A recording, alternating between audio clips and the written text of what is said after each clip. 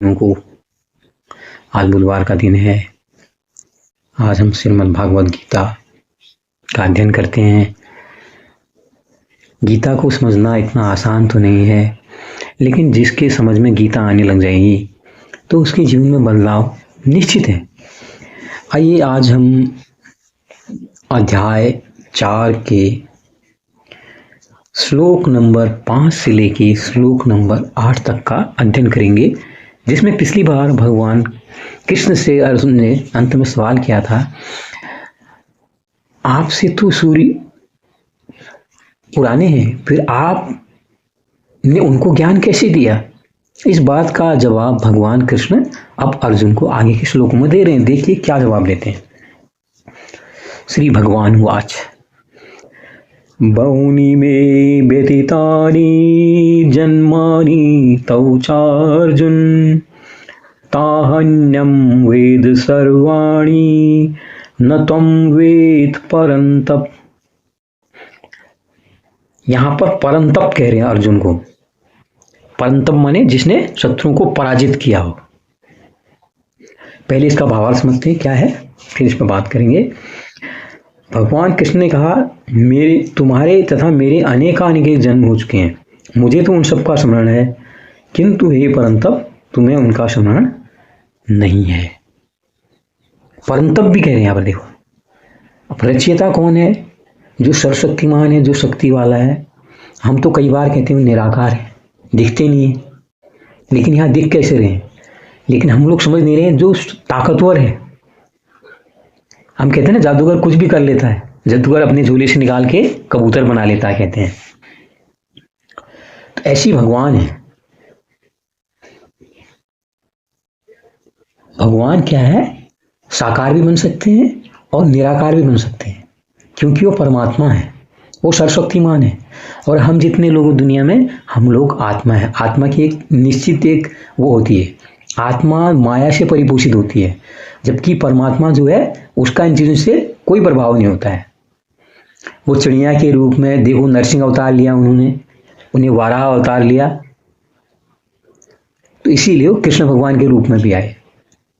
तो इसलिए वो कहते हैं, तो ये तो तुम्हारे दिखाने के लिए, मैं तो सदा सदा से था यहाँ पर, मेरी इच्छा की तो मैंने कृष्ण रूप में जन्म ले लिया। लेकिन हम लोग समझते नहीं है। तो यही सवाल जो था एक आम आदमी का सवाल था। तो यहाँ पर उन्होंने परंतप भी कहा है, मतलब हे शत्रु विजेता।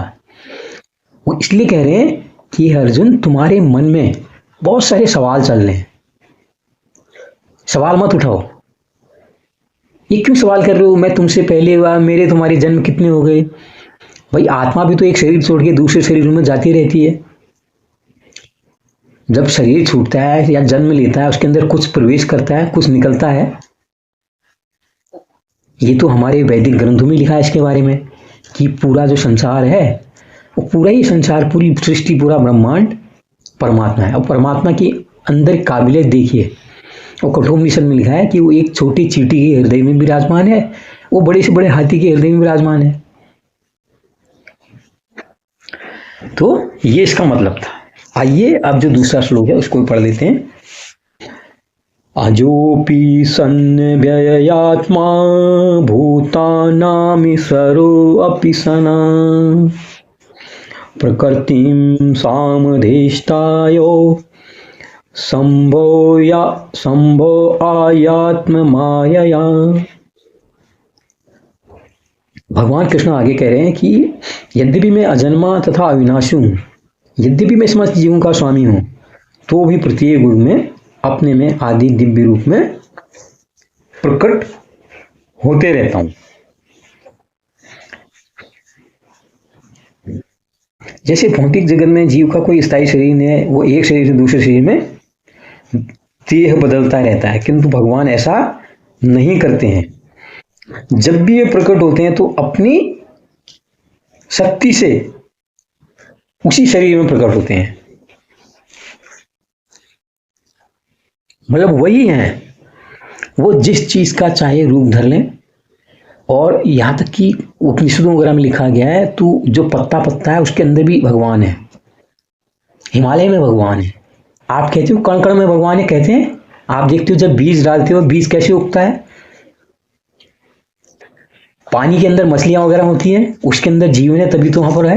वो सब परमात्मा की वजह से तो हो रहा है। तो वो सब जगह है, हवा में चिड़ियाएं उड़ रही है, कई कीटाणु, कितने असंख्य कीटाणु यहाँ पर होते हैं तो सभी वो, उसमें अंश तो सबका भगवान का ही है, प्रभु का अवतार है।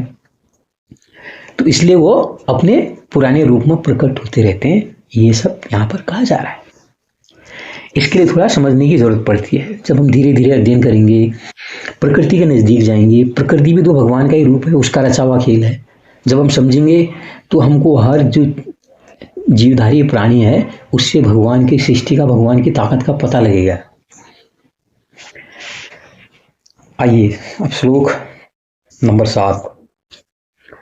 यदा यदा हि धर्मस्य ग्लानिर्भवति भारत अभ्युत्थानं धर्मस्य तदात्मानं सृजाम्यहम्। इस श्लोक का अर्थ है, भावार्थ है, हे भरतवंशी, जब भी और जहां भी धर्म का पतन होता है और अधर्म की प्रधानता होने लगती है, तब तब मैं अवतार लूं। अब यहां पर ये थोड़ी है कि मतलब धर्म खत्म हो रहा है तो तब मैं आ रहा हूं। धर्म का मतलब यहां पर क्या कहते हैं वो, कि किसी न किसी रूप में आएंगे, कोई एक संत के रूप में बन के आएंगे। जब अनाचार बढ़ता है, लोग गलत चीजों की ओर भागते हैं, तो कोई किसी न किसी का आविर्भाव होता है, उसके मार्फत से भगवान आते हैं सिखाने के लिए कि आप लोग गलत कर रहे हो, वो गलत है। क्योंकि जब अंधेरा होता है, अंधेरे में भी आप चलते हो, अंधेरे के बाद जब सूरज की रोशनी या छोटी सी भी रोशनी दिखती है ना, आपको बड़ी खुशी मिलती है। तो जितना भी अनाचार बढ़ेगा, हजारों लोग होंगे जिसमें एक अच्छा कर रहा होगा ना, आप उसकी ओर आकर्षित होगे ही होगे, फिर आप उसकी तरफ बनने की कोशिश करोगे।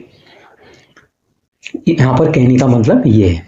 तो वो किसी न किसी संत के रूप में, कोई आचार्य, कोई महान आत्मा के रूप में वो अवतार ले लेते हैं। मतलब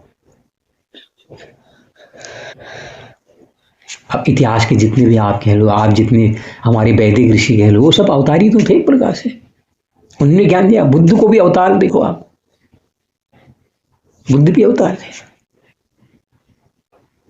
तो जितने अच्छे लोग हैं असल में वो, जब उनकी आत्मा उठती है, वो ज्ञान लेते हैं, ज्ञान हासिल करने के बाद वो एक प्रकार से अवतार हो जाते हैं।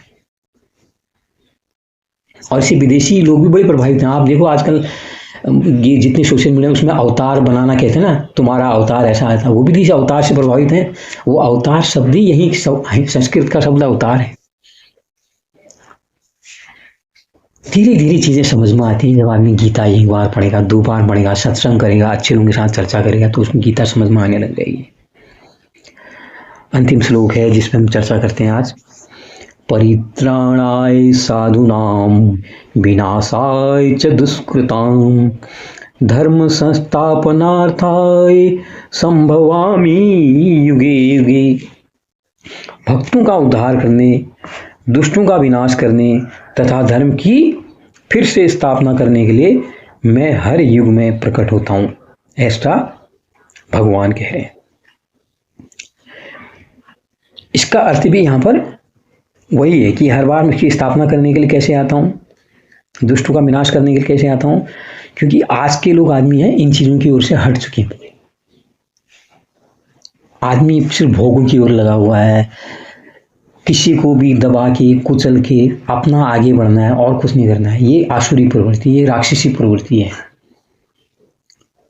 लेकिन कभी कभी क्या होता है, जिनके पास भी बहुत ज्यादा, जैसे बुद्ध, तो आप देखो बुद्ध तो एक राज परिवार में पैदा हुए थे, लेकिन जब उनने सारी घटनाएं घटते देखी पूरी जीवन की, जब एक मनुष्य होने के नाते उनने चीजें समझी कि असल में जीवन क्या है, कोई बूढ़ा भी हो रहा है, फिर वो मर भी रहा है, जब ये उनके अंदर विचार मारने का नहीं यार ये सारी चीजें बेकार है, तो जो धर्म की स्थापना कह रहे हैं वहां पर वो हो गई। जब किसी भी परिवार का, किसी समाज का एक आदमी चैतन्य होने लगता है, तो समझ लो वो भगवान बन रहा है। फिर वो अपने समाज का उद्धार करना शुरू करेगा, अपना समाज की जागृति करना शुरू करेगा। तो भगवान इस रूप में आते हैं। हम लोग क्या है आजकल की मूढ़मती, हम आपस में लड़ रहे हैं, हम गाली गलौज कर रहे हैं। हम सोचते नहीं अब करने दो, अब कलयुग खत्म हो गया, सतयुग आने वाला है। ये कलयुग सतयुग कुछ नहीं है, ये हम लोगों का ही दिमाग है। जिन लोगों मुझे अच्छा बन जाएगा तो हम सब लोगों को अच्छा करने लगेगा। जैसे आज देखो यहाँ पर कुछ संतों के, जैसे आचार्य प्रशांत की बात कर लो, और भी संत हैं, कई पढ़े लिखे संत हैं, लोग उनकी तरफ जाते हैं। जब उनको लगता है नहीं यार मुझे जीवन को समझना है, जीवन क्या है, तो मुझे उनको सुनना है, तब आदमी उनको सुनने को उन्मुख होता है। हमारे घरों में सनातन में लोग कहते नहीं गीता नहीं पढ़नी चाहिए, बुड्ढों को पढ़नी चाहिए, ये ग्रंथ नहीं पढ़नी चाहिए। इतने अलौकिक ग्रंथ रचे गए हैं, ऋषि मुनियों ने अपने पूरे समय लगा के वहाँ पर बीता है, पूरा दिमाग लगाया, पूरा सृष्टि का अध्ययन किया, प्रकृति का अध्ययन किया, तब जाके इन ग्रंथों की उत्पत्ति हुई है। तो भगवान हर युग में प्रकट होते हैं। यहाँ यही कहा गया, हर मनुष्य के अंदर भगवान के बराबर की जो ज्ञान है वो आने की क्षमता है। तो ये थे आज के श्लोक, कैसे लगे बताइए, लाइक कीजिए, शेयर कीजिए, सब्सक्राइब कीजिए। नमस्कार, धन्यवाद।